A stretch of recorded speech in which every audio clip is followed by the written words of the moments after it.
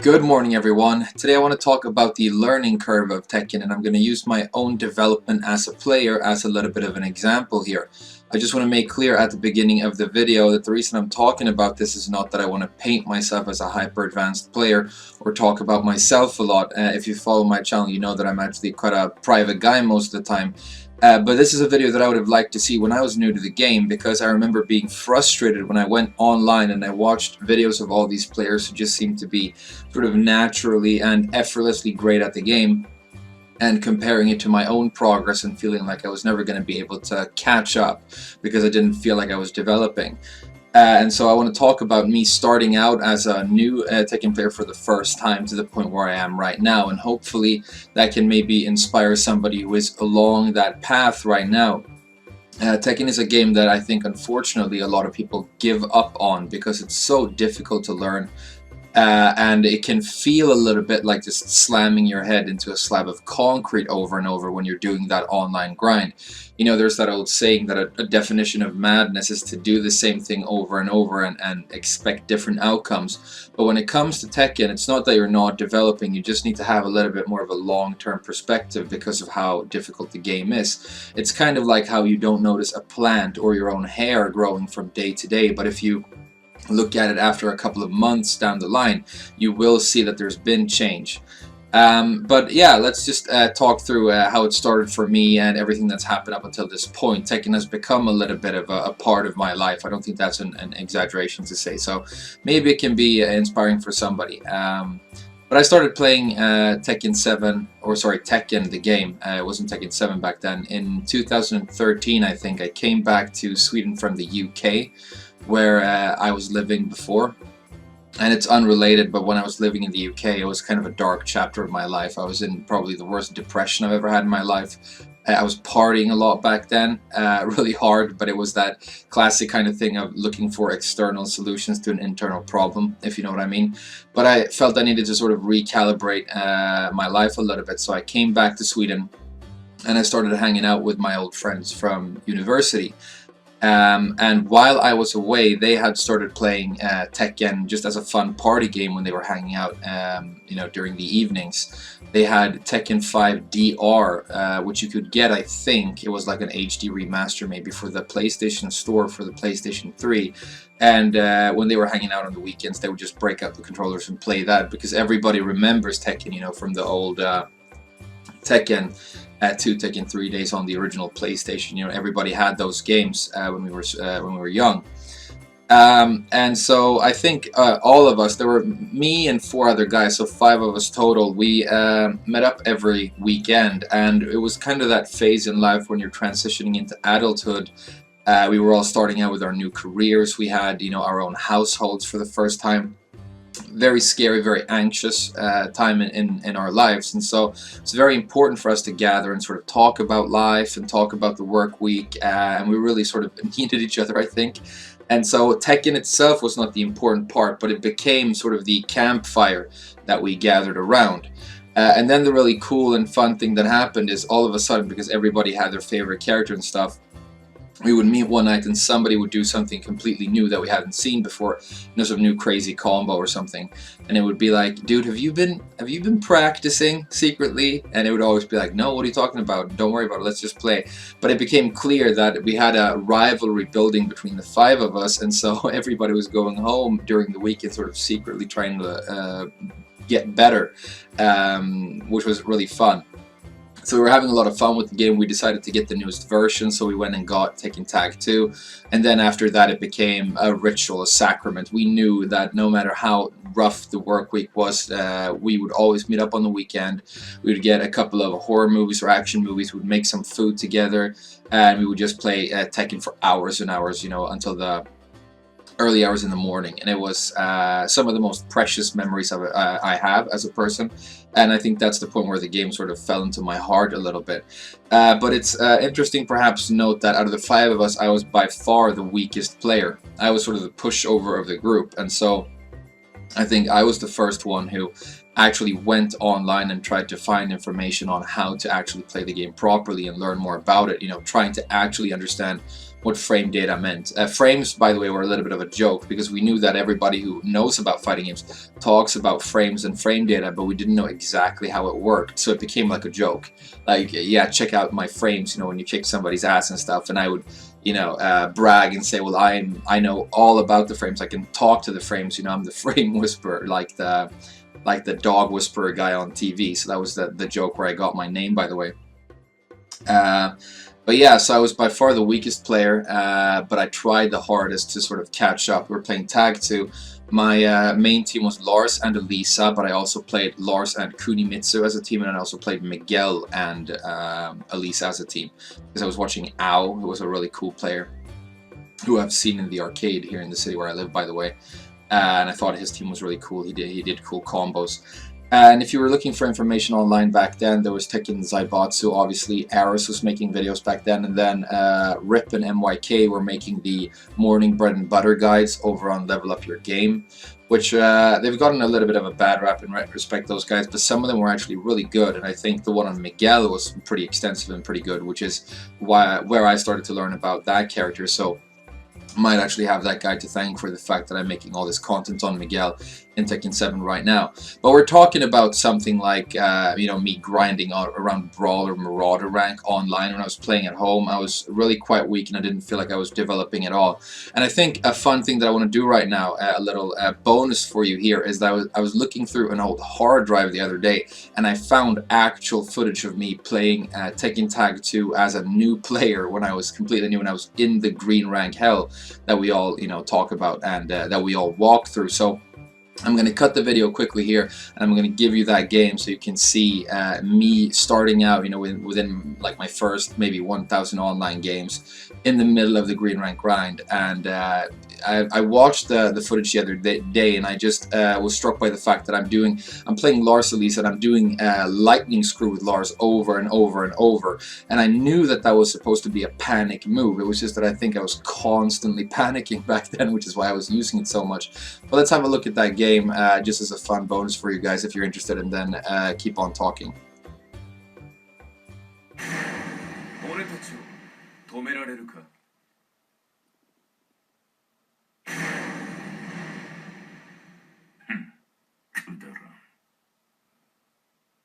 Round 1.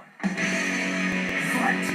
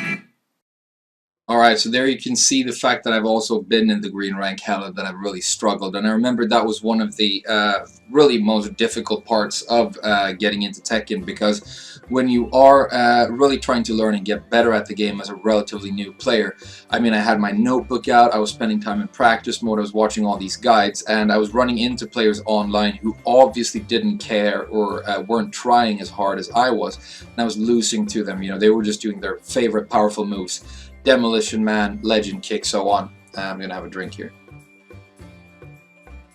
And that's one of the most frustrating parts of Tekken, because good Tekken and good defense especially is always going to beat random offense and lack of knowledge. But good Tekken and good defense needs to be really good, and it needs to be informed by knowledge and backed up by instinct to be able to beat random offense.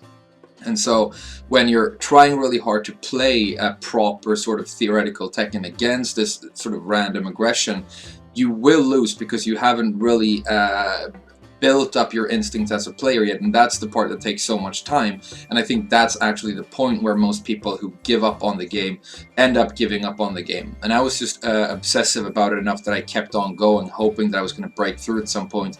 But when I was back in Sweden playing online, that didn't really happen. I might have fluked up to yellow ranks on Elisa, who was my strongest character, once or twice, but then got demoted all the way back to Grandmaster. So it was super frustrating, and I would yell and sometimes throw a controller when I lost and stuff, because it just felt so thankless, if I'm honest, back then. But then what happened after a year or a year and a half is I really wasn't enjoying the work I was doing back then. I had a pretty good job, so to speak, but I decided that I wanted to go abroad again, and so I was going to move to Japan. And two of my great friends from that group of 5 decided to go with me. So we moved to Japan, and we came here just around the time that Tekken 7 was first coming out for arcade cabinet here in Asia. So I actually have video of that as well, but it's just on my friends' faces and stuff. I haven't asked them if it's cool to use, so I'm not going to put it in. But we went to the Namco arcade. Namco have their own arcade here in the city on the release day of Tekken 7, and they were still plugging in the machines when we walked through, and they let us come in a little bit early. So I think me and my 2 friends might have been some of the first people in the world to actually play a commercial release of Tekken 7 in the arcade, which was so much fun. It was, you know, such a great day, and from that point on, we would play a lot, almost every day. Just bring bags of coins, you know, big jug of coffee, snacks, and just sit in the arcade and grind for hours and hours every day. And this is where my sort of breakthrough as a player, I think, came, or where I sort of started to hit my first slightly higher ranks and learn more about the game. 2 interesting things happened that sort of aided my development, I think. First of all, I was suddenly in the Japanese arcade, which meant that I was rubbing shoulders with some of the best players in the game. I was sitting next to Nobi at some point. He was practicing Lars, I remember, and I was crapping myself because I thought it was so cool. But the competition was extremely rough, and so the only way to sort of stay afloat and keep your head above water was to really start trying hard to think about your decisions. And I always had my notebook with me, and I would every time I learned something, I saw something, I would jot it down. I was playing a lot of Katarina, Kazumi, Gigas, Lars back then, a little bit of Elisa maybe. And having a lot of fun with the game, just spending endless hours in the arcades, probably wasting more money that I want to think about really now that I'm remembering it. But another cool thing that happened was that, because we'd obviously been playing on pads back in Europe the whole time, all of a sudden the only way to play the game was to sit down at an arcade cabinet, and so it meant that if you wanted to play, you had to play a stick, and none of us had any experience doing that.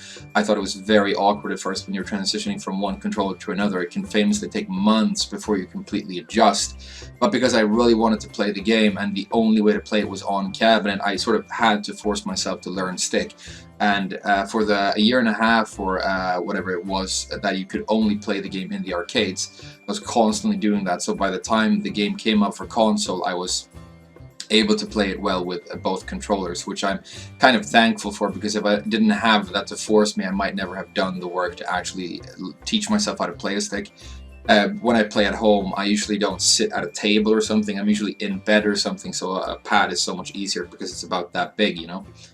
But then at the end of Tekken 7's arcade run, when the game was starting to come up for console, my two best friends left Japan, went to two different countries, and I didn't want Tekken to become this thing that I just sit and do by myself in the dark in my room. And I had this dream, for a long time that maybe I was going to make YouTube videos, and just really grinding in the arcades every day with these great players, with this really rough Japanese competition, had made me a better player. So I realized that I had a pretty unique sort of Venn diagram overlap, in the sense that most people either lived in Europe or America and could speak English and could make content on Tekken, but didn't have access to it because they didn't live in Asia, or they were Asian players who had access to the game in the arcade but didn't make content in English. But I could do both, so if I was ever going to try and make a video or something, that was probably the best opportunity, and I was almost going to pass it up. But Miguel came out. I had knowledge of him from the Tekken Tag 2 days, and I decided that I wanted to learn a lot about that character and try and main him in this game, because I loved the way he looked and everything else. So I did a lot of homework on Miguel during the first days of Tekken 7 on console, and then I put out my first YouTube video, which was that initial Miguel tutorial that I've recently remade. So I felt like, I've been to the heartland of Tekken right now, and I've learned from the best, and I've developed quite a bit as a player, and now I have a chance to maybe share this with people. And that's where you guys come in, and you've followed my journey since then with the videos I've made and stuff. I think when I started playing on console, then getting a high rank all of a sudden felt pretty effortless. And that's the thing about all the Tekken players I know that I've spoken to. They all have the experience of being stuck in low rank hell, being super frustrated, thinking about giving up. But those who just stick by the game and keep on trying, have a little bit of faith in themselves, which sounds like a movie cliche, but have a little bit of faith and have the patience to keep on going, they all get there eventually.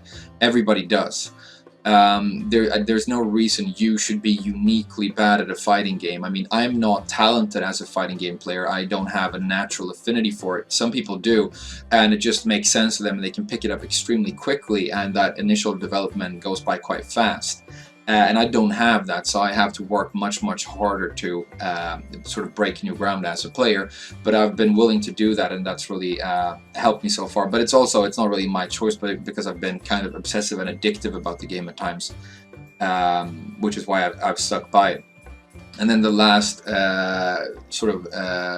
little step in my progress as a player happened during the last couple of months.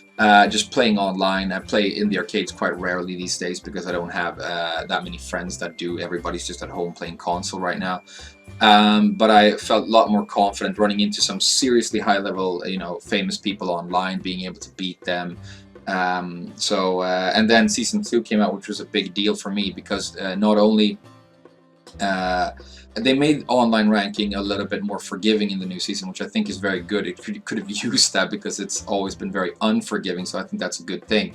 But then I was also in a unique position of having a little bit of a breakthrough as a player at the same time, and I happened to specialize in a character that got massive buffs, which was a huge deal. When you're already playing a character that's kind of weak, and you're used to have to work around that, and then they just change it, you're in the best position you can possibly be in a balance patch scenario, and that made me sort of feel like I got a lot stronger with Miguel during the last couple of weeks. So it's been a long and fun journey for me, geographically and emotionally. But I think the takeaway here is, if you look back at learning Tekken, for me at least, there's been many times where I felt that I wasn't learning, or that the game was too hard. But if I sort of zoom out and look at the long-term perspective, if I look at it in sort of 6-month chunks, there was never, I think, a period where at the end of the 6 months I was a worse player than I was at the start of the 6 months. Sometimes I would be maybe a lower rank, but it is true in Tekken that you sometimes have to get worse before you can get better, and sometimes you have to get demoted before you can get promoted, because that has to do with breaking habits as a player. If you want to change bad habits into good habits, first you have to start trying to do things that you're not comfortable and familiar with yet, and so that's going to cause you to lose at first, but then you get better at doing things you're supposed to. and you come back. I think the biggest tip I can give people who are trying to become better at the game is to do different things. That sounds very vague, but what I mean here is that I've seen a lot of people who have thousands and thousands and thousands, I mean sometimes 20,000 wins on their favorite character, and they're not getting to the higher ranks. And I think that's a very typical scenario of doing the same thing over and over and over. You have the way you've been playing your character. A lot of these guys coincidentally happen to be kind of older players, so they've probably been playing this character even in previous iterations of Tekken, just the same way. And if you're playing and you feel like you're stuck, try different moves, try to explore new ways of playing Tekken, be prepared to lose or feel uncomfortable in the beginning. But as long as you're changing, you will sort of evolve. It's kind of like natural selection. As long as you're willing to try to adapt, it will sort of happen automatically, as long as you don't give up and as long as you don't give in to anger and frustration, which happens to everybody, trust me. But if you find yourself saying stuff like, this game is crap and stuff, and you're blaming the game, I mean, if that's the way you feel, then don't punish yourself, don't play it, but try to be honest with yourself and ask yourself, would I be playing it this much if I actually thought that it was bad? Is there something I can do to improve my experience as a player here, you know?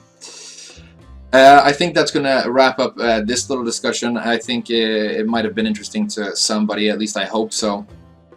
Thank you so much for watching. I mean, the next chapter in my journey as a player has been making videos for you guys, which has been a lot of fun. I'm going to go to EVO Japan next year, which is going to be my first chance to interact a little bit with the Tekken community physically in the real world, which feels like a lot of fun. I think Tekken 7 is one of the greatest fighting games that I've ever played, at least, and the most fun gaming experience I've probably had as a video game player. And I've been playing games, you know, since I was 4 or 5 years old, pretty much every day.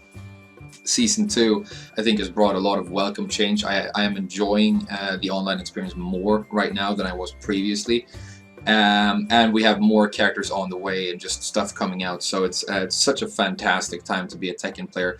And Tekken 7 has found such a mass appeal that I know that we have a lot of new players coming to the game. So one thing that I really would like to do is inspire a couple of people who maybe feel like giving up on the game at some point to actually stick with it, because it is worth your time. And anybody can, I mean, we have these amazing players in the world who are great at fighting games, but they're disabled, so they have to play with one hand or their mouth or something. So even if you do feel like you have crappy reaction speed, or you're too old or whatever, even if you're not going to win EVO 5 years consecutively, you can become a seriously good player no matter how, no matter who you are. And I think just as a rule of thumb, your goal should be to be the best player you can be, and not compare yourself to others, because that's just frustrating. You know, that's like when you're a teenager in high school and everything you look at just makes you feel worse inside. That's not the way to think about it. Compare yourself to yourself and try to have a sort of long-term frame of mind, and I think you're gonna do just fine. Thank you so much for watching the video. I'll see you guys again very soon.